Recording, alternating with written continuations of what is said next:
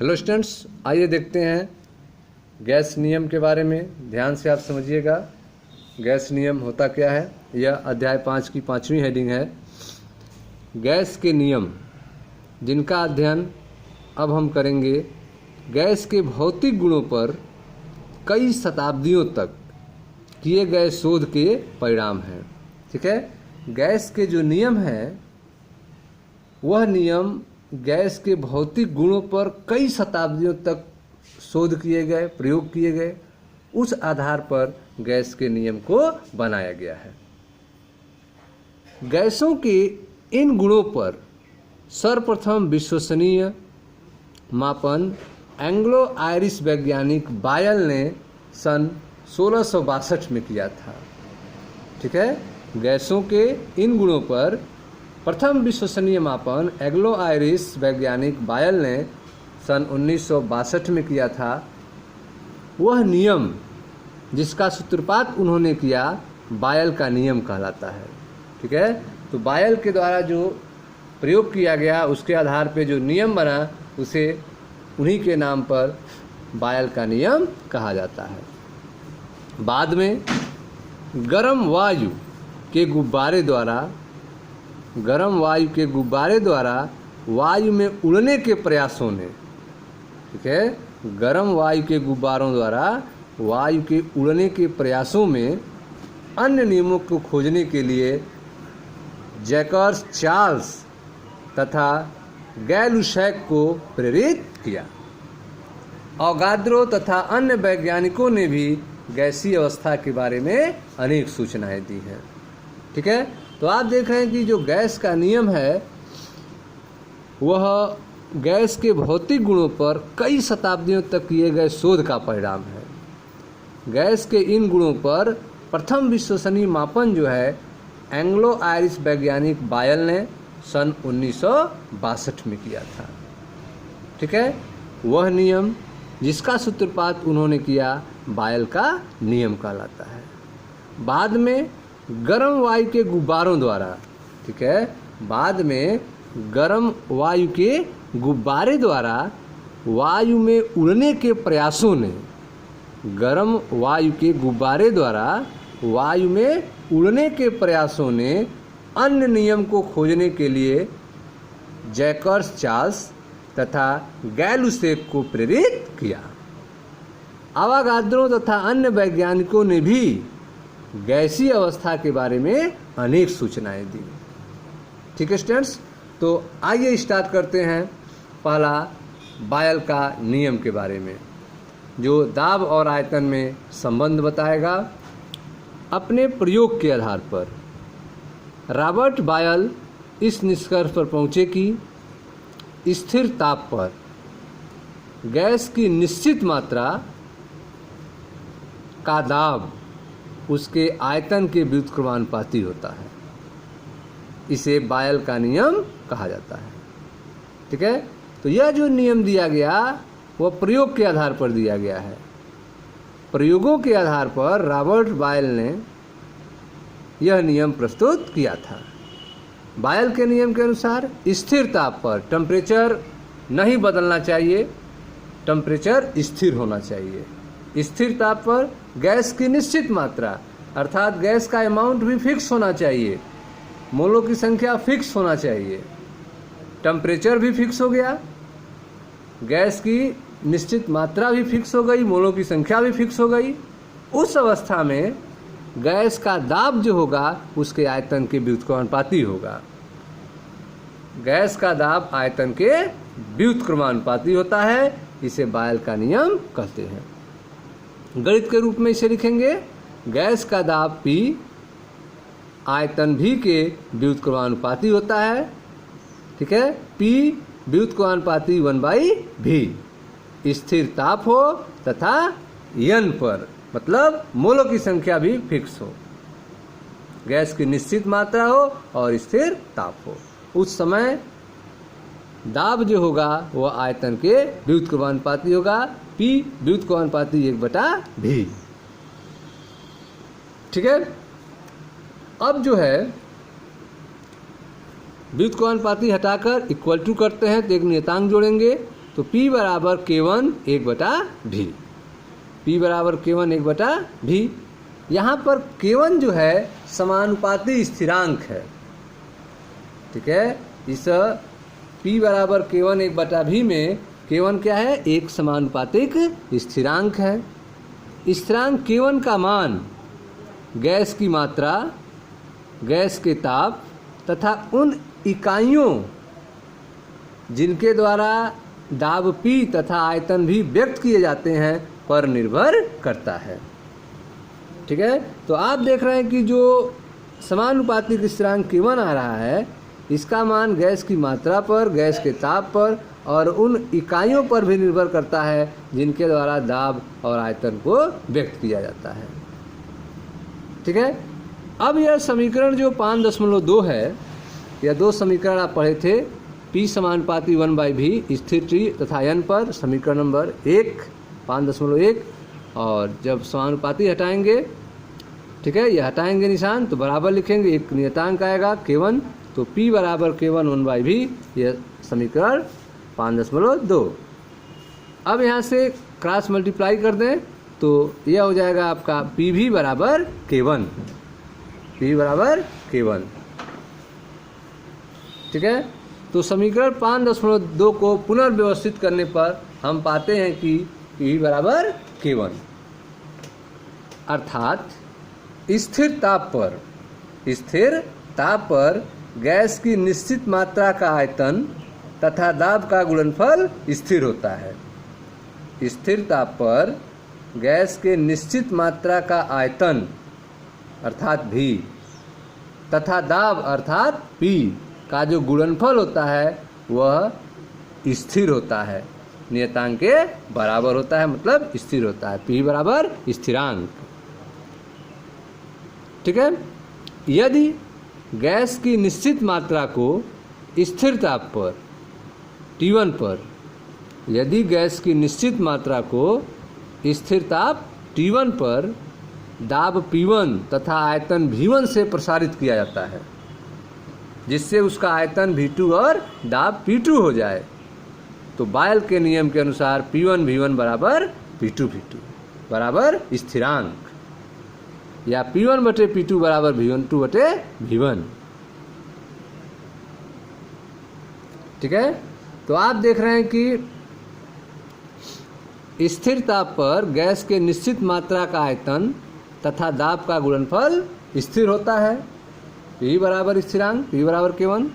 यदि गैस की निश्चित मात्रा को स्थिर ताप T पर दाब P1 तथा आयतन V1 से प्रसारित किया जाता है, जिससे उसका आयतन V2 दाब P2 हो जाए, तो बायल के नियम के अनुसार P1 V1 बराबर P2 V2 बराबर स्थिरांक, या P1 V1 बराबर V2 बटे V1, P1 बटा P2 बराबर V2 बटे V1, ठीक है।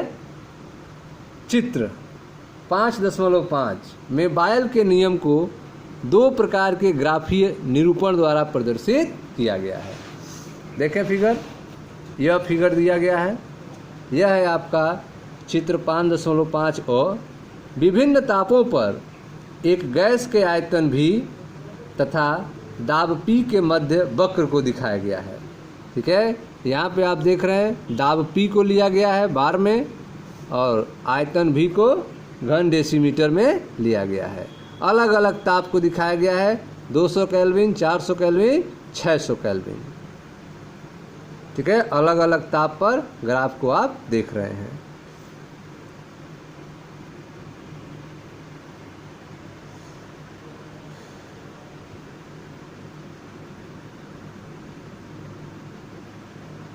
अब इसमें K1 का मान जो है, ठीक है, चित्र 5.5 और विभिन्न तापों पर समीकरण 5.3 का ग्राफ है। जो समीकरण 5.3 आप पढ़े हैं, P बराबर K1, P बराबर K1 अर्थात बराबर नियतांक, ठीक है। तो यह जो है इसी का ग्राफ है P बराबर K1 का, जो अलग अलग ताप पर दिखाया गया है, ठीक है। K1 का मान जो है प्रत्येक वक्र के लिए अलग अलग है। K1 का मान प्रत्येक वक्र के लिए अलग अलग है। क्यों अलग अलग है? क्योंकि किसी गैस के दिए गए द्रव्यमान के लिए यह केवल ताप के साथ परिवर्तित होता है। किसी गैस के दिए गए द्रव्यमान के लिए यह केवल ताप के साथ परिवर्तित होता है। तो आप ताप बदल रहे हैं, 200, 400, 600 केल्विन बदल रहा है, इसलिए K1 का मान भी बदलेगा, जैसा कि ग्राफ में आप देख रहे हैं। ठीक है, तो इस चित्र में आपने देखा विभिन्न तापों पर E बराबर K1 का ग्राफ है। K1 का मान जो है प्रत्येक वक्र के लिए अलग अलग है, क्योंकि किसी गैस के दिए गए द्रव्यमान के लिए यह केवल ताप के साथ परिवर्तित होता है। प्रत्येक वक्र भिन्न तापों से संबंधित है, या 200 से 400 से 600 केल्विन। प्रत्येक वक्र जो है वह अलग अलग तापों से संबंधित है। इसे समतापी वक्र कहते हैं, स्थिर ताप वक्र कहते हैं। ठीक है, प्रत्येक वक्र जो है वह भिन्न ताप से संबंधित है, इसे समतापी वक्र कहते हैं, स्थिर ताप वक्र कहते हैं। ठीक है, आगे देखते हैं। तो अभी तक आपने देखा कि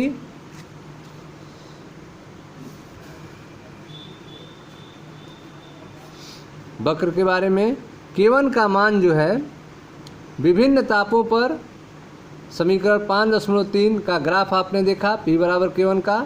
K1 का मान जो है प्रत्येक वक्र के लिए पृथक पृथक है, क्योंकि किसी गैस के दिए गए द्रव्यमान के लिए यह केवल ताप के साथ परिवर्तित होता है। प्रत्येक वक्र भिन्न ताप से संबंधित हैं, इसे समतापी वक्र कहते हैं। उच्च वक्र उच्च ताप से संबंधित होते हैं। ठीक है, जो उच्च वक्र हैं वे उच्च ताप से संबंधित होते हैं।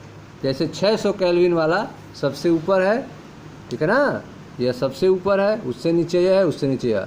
तो सबसे नीचे वाला जो है इसका ताप सबसे कम होगा, और सबसे ऊपर वाला जो है उसका ताप सबसे अधिक होगा।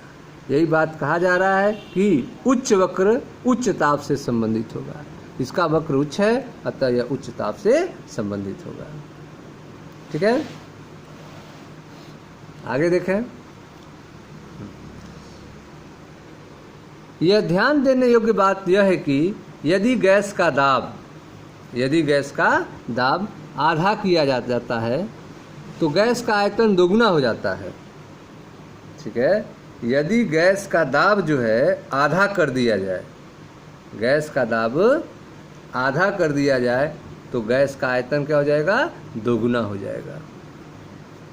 साड़ी 5.1, ठीक है, 300 केल्विन पर 0.09 मोल कार्बन डाइऑक्साइड के आयतन तथा दाब के प्रभाव को दर्शाती है। ठीक है, तो जो साड़ी 5.1 है उसमें 300 केल्विन पर 0.09 मोल कार्बन डाइऑक्साइड के आयतन पर दाब के प्रभाव को दिखाया गया है। इस टेबल में आप देख सकते हैं, यह एक टेबल बना हुआ है आपके बुक में, साड़ी 5.1, 300 केल्विन पर 0.09 मोल कार्बन डाइऑक्साइड के आयतन पर दाब का प्रभाव। ठीक है, तो दाब आयतन सबका मान दिया हुआ है इस ग्राफ में, आप देख सकते हैं। दाब दिया गया है, पहला दाब है 2 × 10⁴ पास्कल, दूसरा है 2.5 × 10⁴ pascal, 3.5 × 10⁴ pascal, 4 × 10⁴ pascal, 6 × 10⁴ pascal, 8 × 10⁴ pascal और 10 × 10⁴ पास्कल। ठीक है, यह दाब का मान दिया है सारणी में। आयतन का मान दिया है, जब दाब जो है 2 × 10⁴ पास्कल होता है तो उस समय आयतन दिया है 112 × 10⁻³ घन मीटर। जब दाब जो है 2.5 × 10⁴ पास्कल होता है उस समय आयतन जो है घटकर हो जाता है 89.2 × 10⁻³ घन मीटर। ठीक है, जब दाब जो है और बढ़ाया जाता है, मान लीजिए बढ़ाते बढ़ाते 10 कर दिया जाए, 10 गुणे 10 पे पावर 4, 10 गुणे 10 पे पावर 4 पास्कल अगर दाब हो जाए तो उस समय आयतन घटकर केवल 22.4 गुणे 10 पे 3 घन मीटर रह जाएगी। ठीक है, तो आप देख रहे हैं कि दाब बढ़ाने पर जो है आयतन क्या हो रहा है, घट रहा है। ठीक है, अब इसी का व्युत्क्रमानुपाती 1/v। ठीक है, 1/v जो आएगा वह आ जाएगा 112 का 8.9। इसी तरह से आप देख रहे हैं यह 1/v का मान निकाला गया है। उसके बाद जो है आपका p और v का मल्टीप्लाई किया गया है। p और v का जो मान है गुणे 10 पे पावर 2 पास्कल घन मीटर के रूप में जो है यहाँ मल्टीप्लाई करके यहाँ लिखा गया है।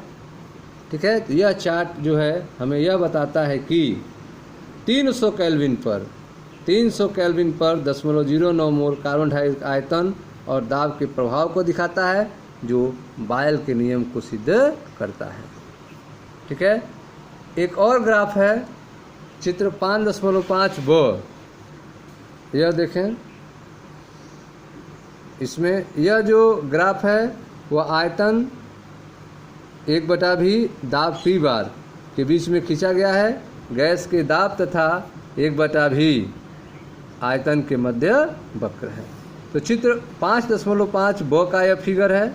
इसमें p तथा 1/v के मध्य ग्राफ खींचे गए हैं जो मूल बिंदु से गुजर रहा है।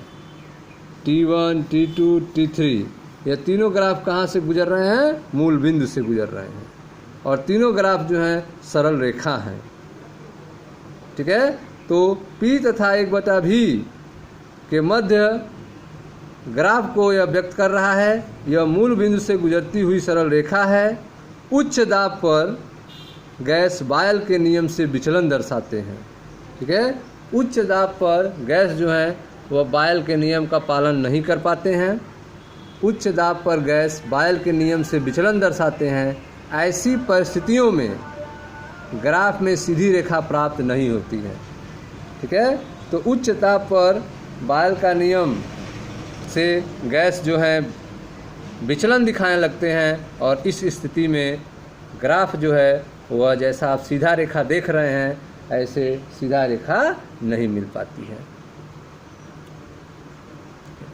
आगे देखें, मात्रात्मक रूप से बायल के प्रयोग यह सिद्ध करते हैं कि गैस अत्यधिक संपीड़ित होती है। ठीक है, गैस को अत्यधिक दबाया जा सकता है। जैसा दाब आप देख रहे हैं 2 गुणे 10 पे 4 पास्कल से लेकर 10 गुणे 10 पे 4 पास्कल तक प्रेशर दिया गया है। 5.1 में आप देख सकते हैं।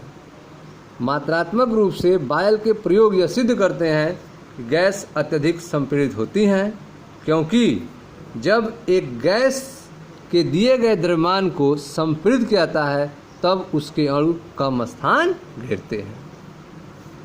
ठीक है, तो जब एक गैस के दिए गए द्रव्यमान को संपीड़ित किया जाता है तब उसके अणु कम स्थान घेरते हैं। इसका तात्पर्य यह है कि उच्च दाब पर गैस अधिक सघन हो जाती हैं।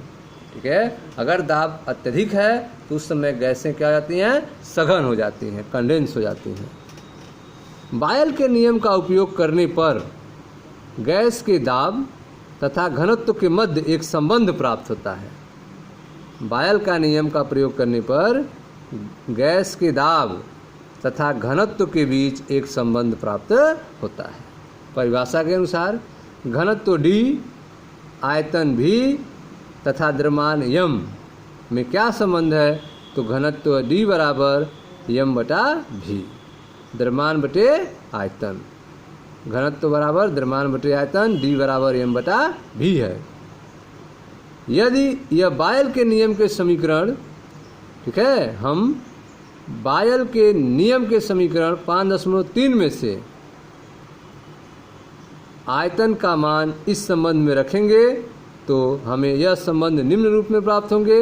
d बराबर, ठीक है, m/v का मान रखेंगे तो v का मान हो जाएगा K1/p, तो p ऊपर चला जाएगा तो आपका जो बनेगा फार्मूला वो होगा D बराबर m/k इंटू P। P बराबर K यह सूत्र है आपका, उसमें से V का मान जो है आपको रखना है। तो V बराबर क्या हो जाएगा, तो P/K1 हो जाएगा। तो ठीक है, K1/P हो जाएगा, K1/P हो जाएगा। तो आप यहाँ रखेंगे तो D बराबर m/K1/P, P बगल में आ जाएगा। तो D बराबर हो जाएगा m/K1 इंटू P। यह प्रदर्शित करता है कि स्थिर ताप पर गैस के निश्चित द्रव्यमान का दाब घनत्व के समानुपाती होता है। स्थिर ताप पर गैस के निश्चित द्रव्यमान का जो दाब होता है, P होता है, वह घनत्व के समानुपाती होता है। घनत्व क्या होता है, समानुपाती होता है। ठीक है, तो D बराबर m/K1 इंटू P यह प्रदर्शित करता है कि स्थिर ताप पर गैस के निश्चित द्रव्यमान का दाब घनत्व के समानुपाती होता है। ठीक है, तो यह था आपका बायल का नियम अर्थात दाब आयतन संबंध के बारे में। एक उदाहरण है, इसको भी देख लेते हैं। जितना भी हो, एक गुब्बारे में कमरे के ताप पर हाइड्रोजन गैस भरी जाती है।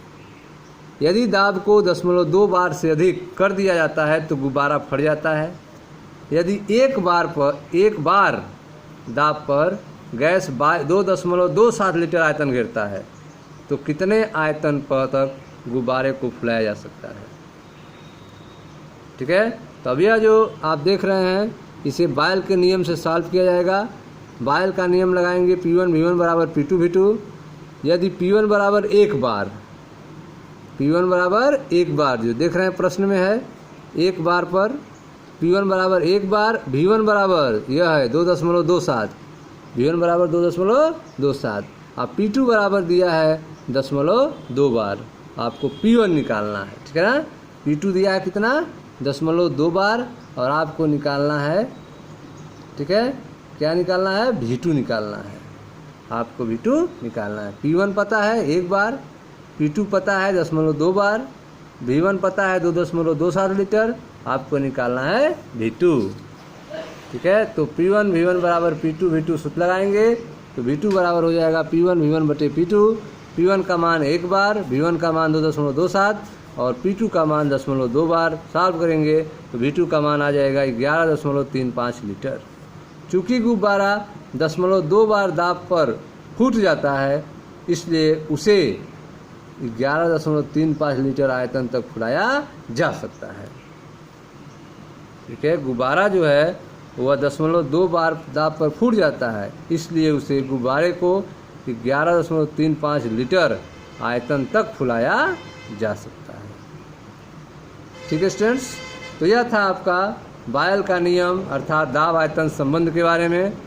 नेक्स्ट वीडियो में चर्चा किया जाएगा चार्ल्स का नियम अर्थात ताप आयतन संबंध के बारे में। ठीक है, मैं मनीष गुप्ता अपने चैनल में आपका स्वागत करता हूं। वीडियो को लाइक करें, शेयर करें, चैनल को सब्सक्राइब करें।